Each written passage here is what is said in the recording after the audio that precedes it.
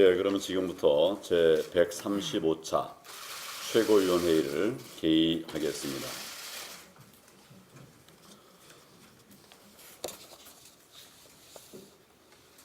대한민국은 온 세계가 부러워하는 기적의 나라입니다. 국민의 피와 땀으로 오늘의 자유와 번영을 이루었습니다. 정상이 멀지 않은 것 같았습니다. 하지만 지금 우리 대한민국은 하염없이 추락하고 있습니다. 성장 에너지가 차갑게 식어가고 있습니다. 많은 국민들이 힘들어하고 계십니다. 청년들이 꿈을 잃고 있습니다. 젊은 꿈이 없는 나라는 미래가 없는 나라입니다. 이래서는 안 됩니다. 대한민국을 되살려내야 합니다. 저는 제1야당 대표로서 무거운 책임감을 느끼면서 국민들과 함께 우리 대한민국의 미래를 다시금 활짝 열고 싶습니다. 이제 정상으로 갑시다. 여기에 제가 국민 여러분과 나누고 싶은 꿈이 담겨 있습니다. 이제 정말 정상으로 갑시다. 첫째는 국정을 정상화해야 합니다. 국정 전 분야에서 대한민국의 근간이 무너지고 있습니다. 문재인 정권의 소득주도 성장이 경제와 민생을 철저히 파괴하고 있습니다. 반시장, 반기업 정책으로 주요 기업들의 실적은 마이너스대로 떨어졌습니다. 수출은 가로막히고 민생은 도탄에 빠지고 있습니다. 좋은 일자리가 사라지고 있습니다. 청년들이 일할 곳이 없습니다. 자영업자들은 사지로 내몰리고 있습니다. 탄력적이지도 못하고 획일적인 주 52시간 근로제와 선진국보다 더 높은 최저임금은 국민의 삶을 오히려 더 피폐하게 만들었습니다.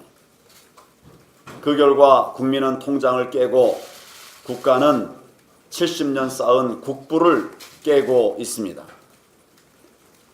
안보는 무장해제, 외교는 고립입니다. 문재인 대통령은 시작도 마지막도 북한입니다. 이 정권의 외교 안보에는 대한민국이 보이지를 않습니다. 북한의 핵 미사일 개발이 기술이 고도화되는 만큼 우리의 방어 능력은 사라져가고 있습니다. 북한은 연일 미사일과 방사포를 발사하는데 우리는 불평등한 남북 군사 합의를 수용해서 스스로 무장 배제하고 있습니다. 한미동맹은 갈수록 약화되고 한미일 안보협력체제는 붕괴되었습니다. 그 사이를 뚫고 중국과 러시아가 우리의 카디즈를 시험하고 우리의 영공을 유린했습니다. 이처럼 주권이 무너져도 이 정권은 항의 한 번 하지 않고 있습니다. 국민의 자존심에 깊은 상처를 남겼습니다. 교육정책도 바로잡아야 합니다. 대통령 말 한마디에 교육정책은 오락가락하면서 그 길을 잃었습니다. 외고, 자사고, 국제고의 폐지가 답이 아닙니다. 수정, 보완해야 합니다. 입시제도 역시 학부모와 교육 전문가들의 의견을 수렴해서 신중하게 수정, 보완해야 합니다. 문재인 정권의 국정 파탄 더 이상 방치할 수 없습니다. 저희 자유한국당이 국정 정상화를 이뤄내겠습니다. 둘째, 가치의 정상화를 이뤄야 합니다. 헌법은 모든 국민이 합의한 대한민국 공동의 가치 선언문입니다. 자유는 중요한 한나의 가치 선언입니다. 소중한 헌법 가치입니다. 하지만 문재인 정권은 자유를 헌법에서 삭제하려 시도했습니다. 국정 전 분야에서 국민의 자유를 국가의 권위주의로 대체하고 있습니다. 국가의 과도한 개입으로 시장 경제의 자율성이 질식되고 있습니다. 온갖 규제가 혁신을 억누르고 4차 산업혁명의 발걸음을 가로막고 있습니다. 문재인 정권은 공정, 정의, 평등의 가치를 무너뜨리고 있습니다. 조국 사태로 이 정권의 위선의 민낯이 그대로 드러났습니다. 입으로는 공정, 정의, 평등을 소리높여 외쳤던 문재인 정권이 실제로는 누구보다도 불공정하고 불의하고 불평등했습니다. 앞에서는 홀로 고상한 척하면서 뒤로는 검은 특혜와 특권을 독점한 것입니다. 이제 대한민국의 소중한 헌법 가치를 되찾아야 합니다. 자유와 정의, 공정과 평등을 회복해야 합니다. 가치의 정상화, 자유한국당이 이루어내겠습니다. 셋째는 세계 정상국가로 올라서야 합니다. 국정을 정상화하고 가치를 바로 세워서 이제는 미래로 나아가야 합니다.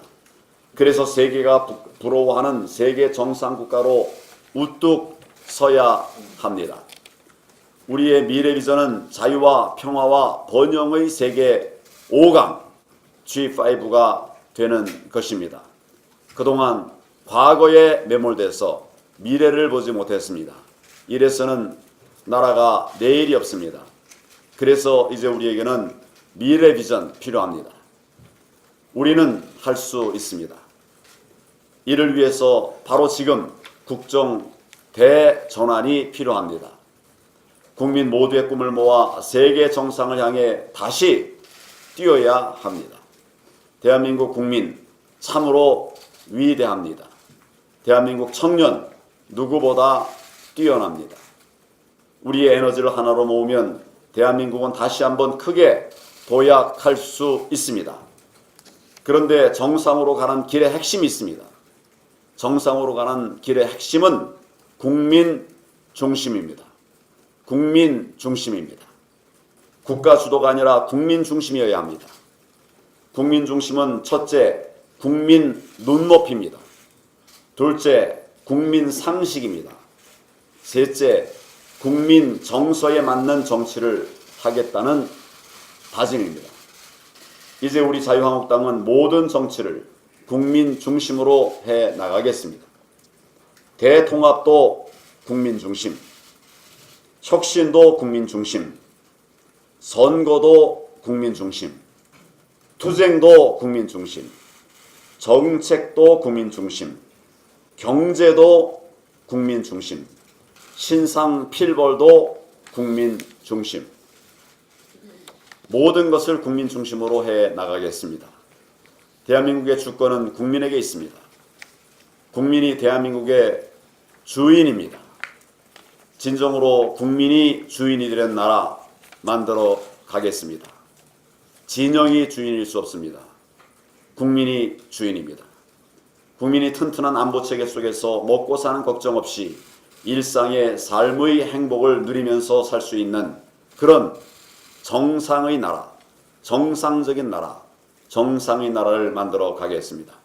낮은 자세로 국민 속으로 들어가서 국민을 섬기며 국민과 함께 최선을 다해서 대한민국의 큰 비전을 이루어 가겠습니다.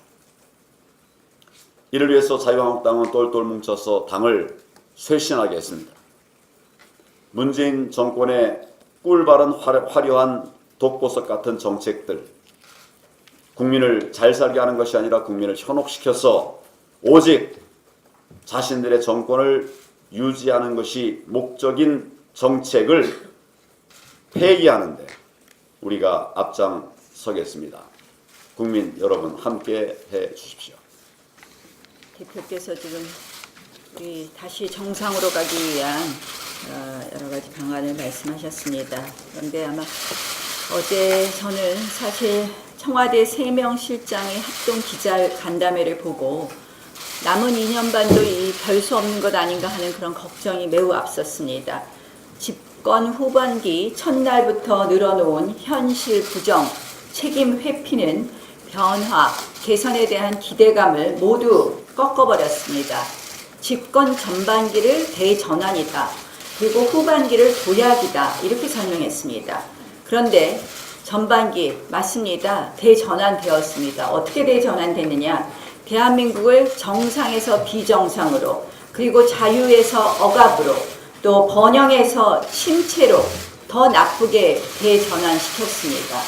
그런데 이대로 계속하겠다. 이것이 어제 3실장의 발언이었습니다. 이대로 계속한다면 도약이 아니라 몰락만 있을 뿐이라는 점을 다시 한번 말씀드립니다. 낭떠러지로 향하는 고속도로임을 알고도 엔진을 더 세게 밟겠다. 이런 취지로 보입니다. 이대로 두면 대한민국이 정말 위태롭습니다. 저는 이 실패의 폭주를 막기 위한 집권 후반기의 첫 번째 과제, 바로 예산심의라고 봅니다. 인사와 예산, 이 두 가지가 국정 운영의 축입니다. 그중 하나인 예산의 국비를 확 조이는 것부터 대한민국 정상화를 위해서 다시 시작해 나가야 할 것입니다. 어제 말씀드렸습니다만 514조 이 슈퍼 예산, 지금 우리 경제에 너무나 큰 짐이 될 것입니다. 국민과 기업이 어려워 죽겠다는데 그 와중에 정부는 몸집만 더 키우겠다. 한마디로 대한민국을 가분수로 만들겠다는 것입니다. 이는 비단 우리 자유한국당만의 의견이 아닙니다. 국회 예결위 그리고 예산정책처 모두 국가 채무 증가와 재정 건정성 붕괴를 우려하고 있습니다. 반드시 필요한 민생, 안전, 경제 예산은 살리고 더 키우되 묻지마 과소비 예산은 반드시 삭감하겠습니다. 국민 분열 예산, 대북 굴욕 예산, 그리고 총선 매표용 현금 살포 예산은 허락할 수 없습니다. 오늘부터 예산 소위 등이 본격적으로 가동됩니다. 국민의 지갑을 지키고 대한민국 경제를 지킨다는 사명감으로 임하겠습니다. 어제 청와대 회동에서 이 선거법 관련해서 다른 야당 대표의 발언을 들으면서 참으로 답답했습니다. 한마디로 협상과 협박을 구분하지 못하는 분께서 정당의 대표까지 맡고 있는 우리 정치 현실이 참으로 안타깝습니다. 선거법 개정안 협상, 자유한국당은 단 한 번도 피하거나 게을리한 적이 없습니다. 독자적인 의견과 안을 내고 이 모든 것을 포함해 논의하자며 협상다운 협상을 하자고 제안한 쪽은 오히려 자유한국당입니다. 연동형 비례제 생떼를 안 받아주면 안 된다며 협상판을 걷어찬 것, 그 걷어찬 쪽이 바로 야합 세력입니다. 상식적으로 협상이 뭡니까? 양쪽의 안을 두고 합의점을 찾아가는 것 아닙니까? 그런데 우리 당 법안에 대해선 그것도 법이냐고 이야기했습니다. 그것도 법이라고 폄훼한 우리 당 법안, 지금 모 방송사 여론조사에 따르면 국민의 지지를 가장 많이 받고 있습니다. 기억해 보십시오. 한창 협의 중인데 불법 사보임까지 해서 패스트트랙 태운 쪽이 누구입니까? 그리고 정개특위 다시 연장해서 논의하고자 하는데 긴급 안건조정위원회 제도를 한마디로 제도를 무너뜨리면서 날치기 처리 통과한 쪽은 누구입니까? 협상이라는 말 자체를 운운할 자격이 없는 야합 세력들입니다. 민심은 분명합니다. 아까 말씀드린 것처럼 한 여론조사에서 선거법 처리 방식을 묻자 여야가 합의 처리해야 한다는 의견이 1.5배 높습니다. 또 다른 여론조사에서는 아까 말씀드린 대로 연동형 비례대표제를 반대하는 여론이 찬성하는 여론을 압도했습니다. 의원수 330석 확대는 반대가 72.9%로 압도적입니다. 이 의원수 확대를 마음속으로 꿍꿍이로 생각하는 정당은 갑자기 요새 의원 세비 감축하자고 합니다. 다 속이 보이는 그러한 모습입니다. 이런데도 연동형 비례대표제, 의원수 확대 미련을 못 버리는 여야 사당, 결국 민심은 나몰라라 하고 자기들 밥그릇 늘리겠다는 것입니다. 이 한심한 현실의 궁극의 책임 누굽니까? 바로 여당입니다. 공수처와 연동형 비례대표제 바꿔먹게 하려고 일부 야당과 야합을 벌이는 여당의 탐욕 정치가 그 근본적 원인입니다. 이 야합의 정치, 밀실 거래의 정치 그만두십시오. 마지막으로 북선원 추방 문제에 대해서 한 말씀 드리겠습니다. 정부가 북한 주민 2명을 강제 추방하면서 함께 북한으로 예인한 문제의 그 오징어잡이 선박 사진 모든 국민이 보았습니다. 저는 이 사진을 보고서는 의혹만 자꾸 더 커지고 있습니다. 이 작은 배에서 3명이 무려 16명을 하룻밤 사이에 살해했다는 것, 이 상식적으로 참 믿겨지기 어려운 부분이 있지 않나 이렇게 생각합니다. 모두 상식이 있는 분이라면 이 이상하다는 물음표가 붙게 되는 부분이 있습니다. 오늘 아침 보도를 보면 국정원과 통일부는 북한 주민 추방 결정을 머뭇거렸고 그리고 국가안보실이 직권으로 결정했다고 전해집니다. 왜 관할 기관이 선뜻 북송을 하지 못했을까? 저는 이 문제를 그냥 넘어가야 될 것은 아니라고 봅니다. 여러 가지가 굉장히 석연치 않습니다. 그래서 지난번 삼척 목선 사건에서도 이 정부가 매우 투명하지 않았다는 것은 국민들께서 기억하고 있습니다. 국회 차원의 진실규명이 좀 필요하다고 봅니다. 그래서 국방위, 외통위, 정보위를 빨리 열어서 정확한 현안 파악에 좀 나서야 되겠습니다. 이 부분에 대해서는 여당도 협조해 줄 거라고 믿고 오늘 상임위를 조속히 열어서 이 부분에 대한 현안 파악하는 데서 하는 것부터 그 시작을 하려고 합니다. 네, 국민 여러분 안녕하십니까? 조금 전에 나경원 원내대표께서 말씀하신 문제의 목선이 바로 앞에 있는 이 배입니다. 이 배에서 16명의 살인사건이 일어났다 하는 것은 표창원 의원이 아마 그 수사 잘하신다고 하는데 가능한지 저는 합리적 의심을 하지 않을 수가 없습니다.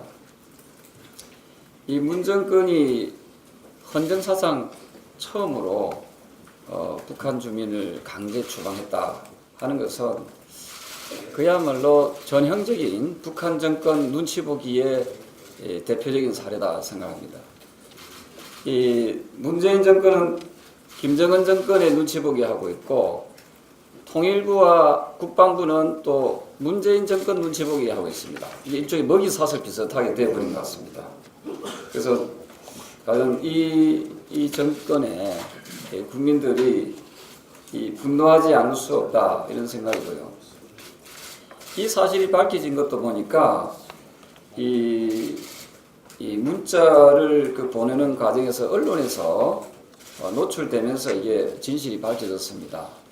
최전방의 JSA를 지키는 한 중령이 청와대 안보실에 있는 제1차장에게 직보한 문자라고 합니다.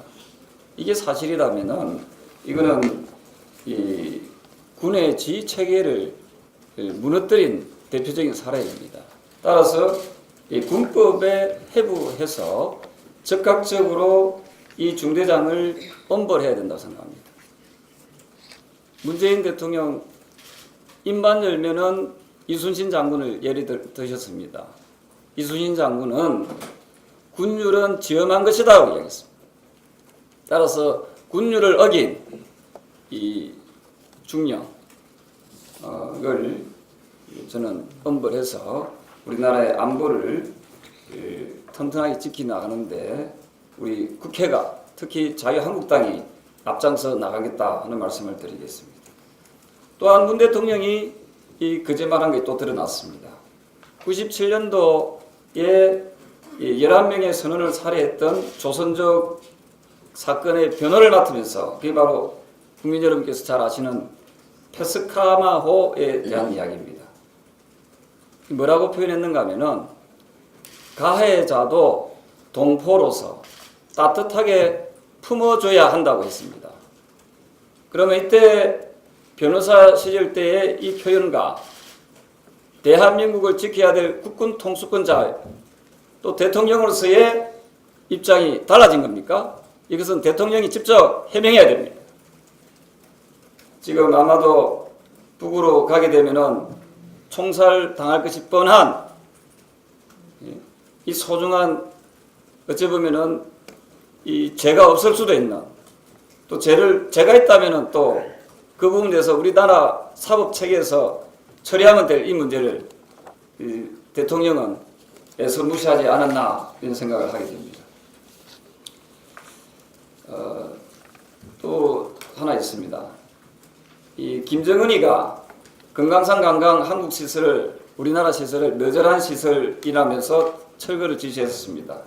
그런데 정호영 대한민국 국가안보실장이 지난 10일 시설이 낙후되었기 때문에 관광 재개를 위해선 어차피 재개발이 필요하다 하면서 김정은이 정권, 김정은이 편들기에 나섰습니다. 저는 이 기사를 보고 깜짝 놀랐습니다. 이분이 우리나라 국가안보실장이 맞는지 아니면 조선인민공화국의 국가안보실장인지 제 눈을 의심하지 않을 수가 없었습니다. 도대체 이런 자가 국가안보실장으로 있으니까 지금 나라가 엉망이지 않습니까? 어떻게 고양이한테 생선을 맡길 수 있겠습니까? 만약에 정의용 국가안보실장이 이 말을 한 게 사실이라면은 이 자는 국가안보실장으로서의 자격이 없습니다. 따라서 대통령은 국가안보실장을 적극적으로 경질하고 우리 국민들이 걱정하고 우려하는 이 안보에 대해서 국방에 대해서 보다 더 많은 신경을 쓰기를 진심으로 촉구합니다. 이상입니다. 민주당의 이인영 원내대표가 자유한국당 황교안 대표의 보수 통합에 대해서 이렇게 말을 했습니다.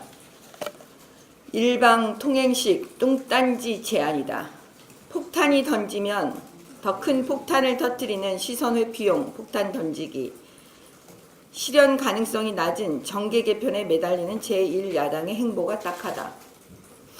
민주당 한 국회의원은 방송에서 또 이렇게 말을 했습니다. 통합을 하면 국민들께서 유승민 대표에게 큰 실망을 하게 될 것이다.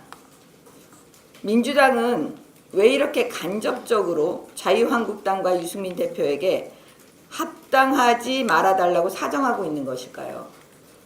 물론 내년 총선이 없었다면 이런 말 하지 않았겠죠. 대한민국의 경제 안녕합니까? 망한 나라, 망한 정책, 베네수엘라 모방에서 말도 안 되는 소득주도 성장이라는 회개한 경제 정책으로 국가 경제 망쳐놓고 민주당은 이제 자유한국당 때문에 추경안 처리가 늦어져 그 여파로 경제 성장률 떨어졌다며 자유한국당 탓을 하고 있습니다. 조국 씨를 수호하자고 했던 것과 같은 아주 궤변이죠. 대한민국의 안보와 인권 제대로 지켜지고 있습니까? 북한의 소형 목선이 아무런 제지도 없이 자유롭게 대한민국 항구에 들어와도 모르는 우리 군대. 그러더니 또 이번에는 북한에서 내려온 오징어 잡이배에 선원들이 있었는데 이를 북한에 다시 추방했고 그 이유는 선원 2명이 16명을 살해한 흉악 살인범이어서 돌려보냈다는 발표를 했습니다. 국방부 장관은 뒤늦게 언론 보도를 통해서 알았다고 합니다. 그런데 그 짧은 시간에 선원들로부터 나는 흉악 살인범이라는 자백을 받아냈다는 말인데 그것이 믿어지십니까, 국민 여러분? 도대체 살인범이라는 사실을 어떻게 단정지어서 북한으로 돌려보냈을까요? 혹시 북한 지령을 받고 선원들을 돌려보낸 건 아닌지 의심스럽지 않습니까? 청와대와 정부에 묻겠습니다. 외국 난민을 보호한다고 난리더니 북한에서 내려온 선원들은 북한에서 살인범이라고 하니 살인범이라고 발표하고 돌려보낸 것인가요? 만약에 그렇지 않다면 그것도 대답을 해 주십시오. 진실이 무엇인지 좀 알고 싶습니다. 해당 선원들이 살인범도 아닌데 북한에서 처형당하는 일이 발생하게 되었다면 이 일에 관계된 자들은 살인죄의 공범으로서 책임을 져야 할 것입니다. 이것이 인권입니다. 지금 이 정부는 권력을 갖자 국민들은 안중에도 없습니다. 경제는 망한 사회주의 정책을 펴던 베네수엘라 따라하여 망쳐놓고 지소미아 폐기 등 한미일 공조를 무력화시켜 대한민국의 안보 무장 해제시켜 놓았습니다. 오히려 반일 감정 이용해서 지소미아 폐기 자랑하고 있습니다.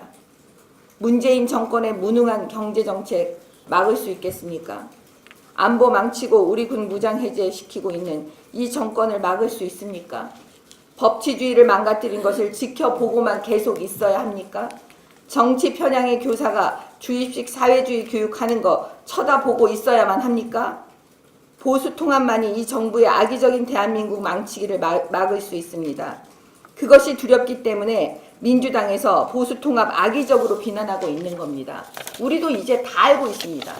많은 어려움이 있겠지만 우선은 대한민국을 살리는 길이 보수 통합임을 인식하고 그 어려움을 헤쳐나가야 합니다. 많은 이간질이 있을 것입니다. 그럼에도 불구하고 이 어려운 길을 자유한국당이 묵묵히 헤쳐나갈 것입니다. 이상입니다.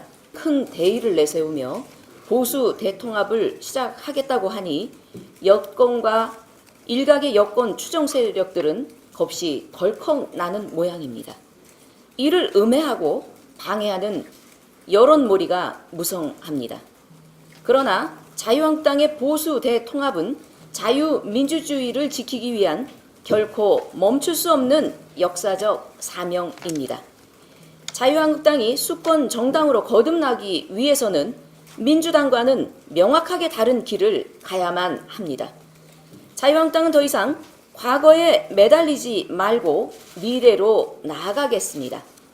민주당은 정치적 이득을 위해 지난 2년 6개월 동안 적폐 청산을 한답시고 공포 정치를 하며 국력과 국민을 분열시키는 등 과거에 매달려 나라를 망치고 있습니다. 자유한국당은 결코 민주당과 같은 행적으로 과거에 연연하다 미래를 망쳐서는 안 되겠습니다. 야권이 과거의 일로 보수 대통합을 실패한다면 정권 재창출은 고사하고 다가올 21대 총선에서도 필패를 면하지 못할 것입니다. 더 이상 보수 우파는 국민들로부터 신뢰는 상실하고 대한민국 정치사에서도 사라질 수밖에 없을 것입니다. 이제 서로의 작은 이해와 조건만을 내세우지 말고 보수의 가치인 자유와 안보를 바탕으로 시장 경제를 추구하는 모든 정당 그리고 모든 인재들이 조건 없이 빅텐트로 모여져야 합니다.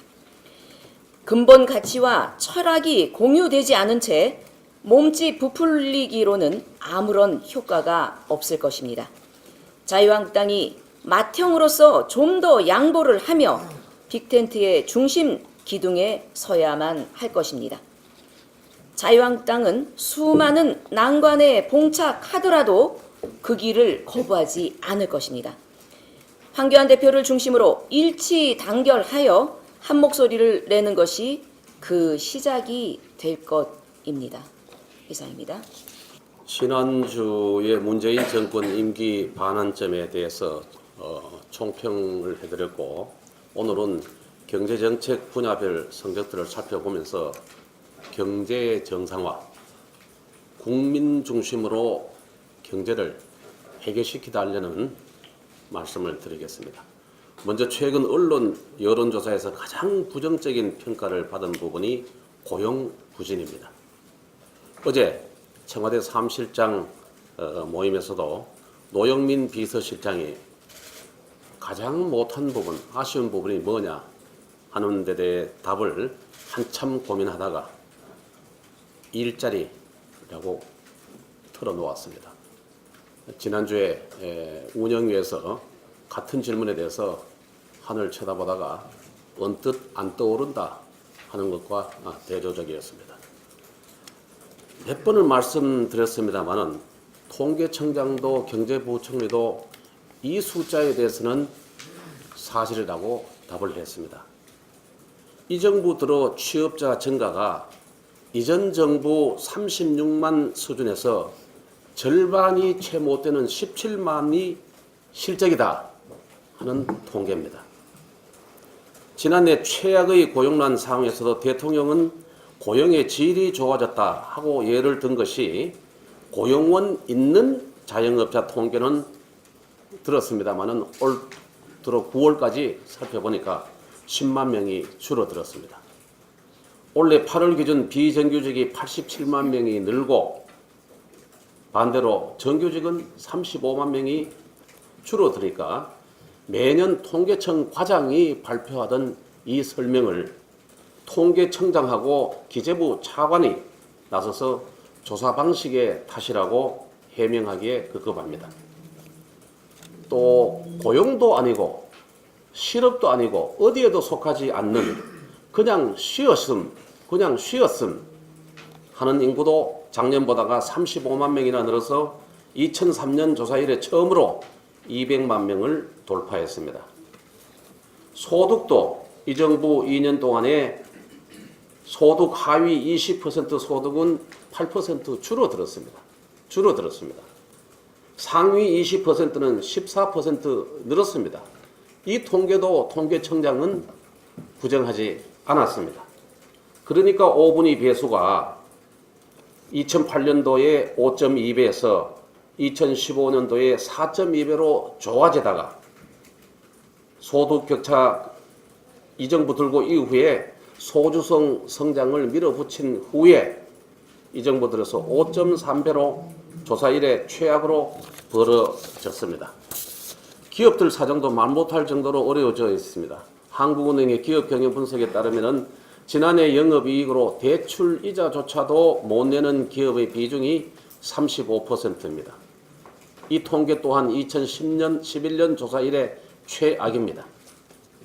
카이스트를 졸업하시고 한국벤처기업의 성공신화를 쓴 주역 장병규 대통령 직속 4차 산업위원회 위원장은 이 정부는 반기업도 친기업도 아닌 무기업이다. 경제는 버려진 자식처럼 느껴진다. 기업은 갈림길에 서 있는데 정부가 일할 권리를 빼앗는다. 2년 동안 대통령 독대 한번 못했다. 라고 일갈하고 자리에서 내려왔습니다. 상황이 이러다 보니까 국민들께서는 문 정권 후반기 최우선 국정과제로 경제 활성화를 꼽았습니다. 대답자의 무려 50%입니다. 그중에서 강력히 추진해야 할 경제정책으로는 노동개혁이 그의 절반을 차지를 했습니다. 1위를 차지했습니다. 민노총은 그런데도 지난 토요일 노조의 기득권을 챙기기 위해서 집회를 열고 실력 행사에 나서는 탄력 근로제와 같은 노동계약에 나서면은 내년 총선에서 민노총이 전력을 기울인 반격과 이로 인한 파국은 피하지 못할 것이라며 촛불 청구서를 또 내밀었습니다. 대통령도 난감한 입장입니다. 자유한국당은 지난 금요일 오전 이 자리에서 민부론 자유로운 노동시장 후속 입법 세미나를 열었습니다. 현행 획일화된 근로기준법을 유연한 고용계약법으로 바꾸고 자유롭게 일할 수 있는 권리를 2천만 근로자에게 보장하도록 하겠습니다. 우리 자유한국당은 문정권이 친노조 반기업 정책으로 무너뜨린 시장경제를 회복시키고 노동개혁으로 국민 중심으로 대전환시켜서 대한민국 경제에 다시 활력을 불어넣겠습니다. 감사합니다. 문재인 정부 지난 2년 반 임기를 한마디로 평가하면 정책은 아마추어, 남 탓은 프로였습니다. 집값 상승은 전 정부 탓, 조국 사태는 시스템 탓하며 부동산 교육 정책을 발표했지만 졸속 정책, 딜레마 정책이란 비판을 면할 수가 없습니다. 분양가 상한제는 기준 없는 핀셋 지정으로 형평성 논란만 일으키고 있습니다. 교육 정책은 더 심각합니다.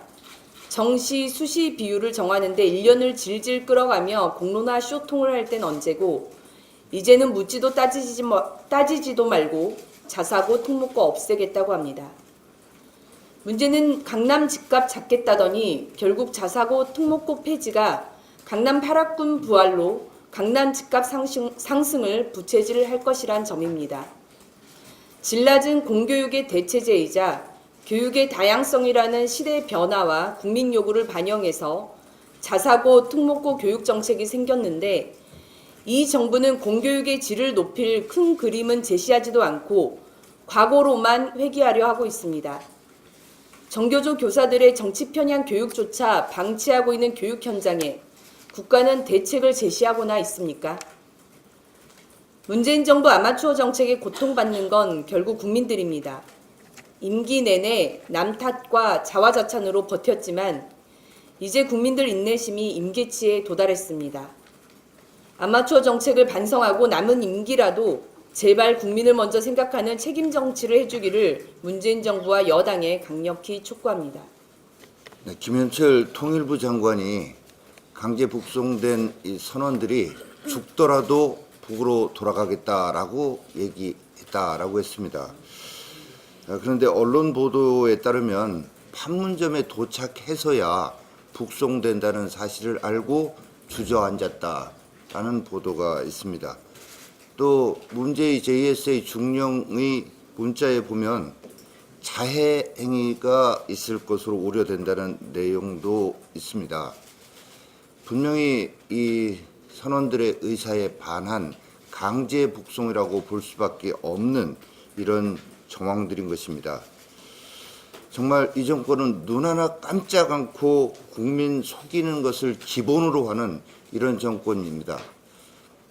그래서 지금 시중에는 친중 홍콩 정부보다 더한 친북 정권이다라는 이런 얘기까지 나오는 것 아니겠습니까? 어제 대통령 임기 반환점에 했던 이 소위 청와대 새 실장의 기자 간담회를 보면서 국민의 한 사람으로서 느낀 소회를 좀 말씀드리겠습니다. 정작 있어야 할 사죄와 반성은 없고 정말로 무능과 탐욕을 덮기 위한 현란한 새 치혀와 낯두꺼운 새 얼굴만 있었던 그런 장면이었습니다. 이분들 얘기한 걸 들어보면 앞으로 2년 반도 내각은 허수아비고 비서들의 국정농단만 있을 것이다라는 이런 생각을 지울 수 없고 남은 2년 반은 더 고통스럽겠구나라는 이런 탄식이 나오지 않을 수 없습니다.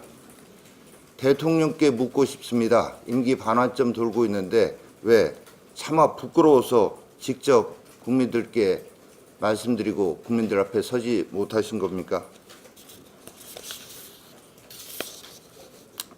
지난 금요일엔 대통령이 공정사회를 위한 반부패 정책 협의회라는 것을 했는데 이 자리에서 반부패 개혁과 공정사회는 우리 정부의 사명입니다라고 했습니다. 이 대통령이 얘기하는 공정은 도대체 어떤 공정입니까? 이 단어가 이렇게 공허하게 들린 적이 없었습니다. 그럼 대통령께서 허무개그 하시는 겁니까? 우리 사회의 공정과 정의의 가치를 다시 생각하도록 만든 이 조국 사태, 이걸 촉발시켜 놓고 이것에 대한 반성, 국민 앞에 사과 이런 거 없고 제도의 탓으로만 돌렸습니다. 이 대통령의 어거지 말씀의 끝판왕이자 백미는 이 공수처 얘기입니다.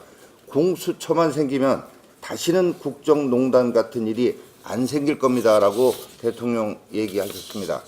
그런데 공수처 위헌적 요소로 가득하고 조국 같은 자기 편은 비호하고 반대편은 탄압하겠다는 이런 저희 국민들이 이미 다 알고 계시는데도 밀어붙이겠다고 하는 것은 좌파 독재하겠다는 선언이나 마찬가지입니다. 이런 말 같지 않은 말로 국민을 호도하려 두지 말아야 합니다.